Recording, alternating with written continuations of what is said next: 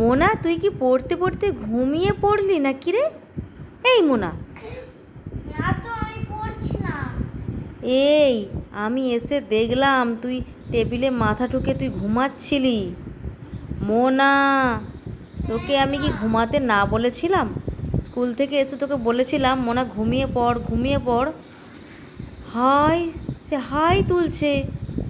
মায়ের কথা শুনেনি, ঘুমানোর সময় ঘুমায়নি, এবার পড়তে বসে ওর নাকি ঘুম এসে যাচ্ছে।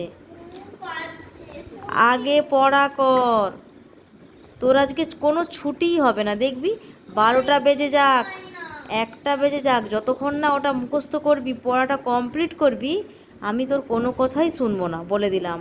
রাত পুরো ভোর হয়ে যাক, আমি কোনো কথা শুনবো না, রাত থেকে ভোর হয়ে যাক।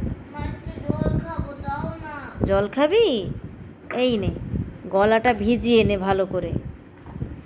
এত দুষ্টু হয়েছে না, পড়ার সময় ওর নাকি ঘুম এসে যাচ্ছে। হয়েছে, রাখ রাখ, সাইডে রাখ। আরে নে, পড়। পার্ট অফ স্পিচ কাকে বলে? ইহা কয় প্রকার ও কি কি? সেন্টেন্স এ অন্তর্গত এক একটি অংশ বা পদকে পার্ট অফ স্পিচ বলে। এই তুই ঘুমিয়ে যাচ্ছিস নাকি? মা, বোতল দিয়ে তোর মাথাটা ফাটিয়ে দেবো আগে। সুন্দর করে পড়, মুখস্থ কর আগে। পার্ট অফ স্পিচ অংশ। কালকে ইংলিশ পরীক্ষা, ভুলে গেছিস নাকি? Part of speech K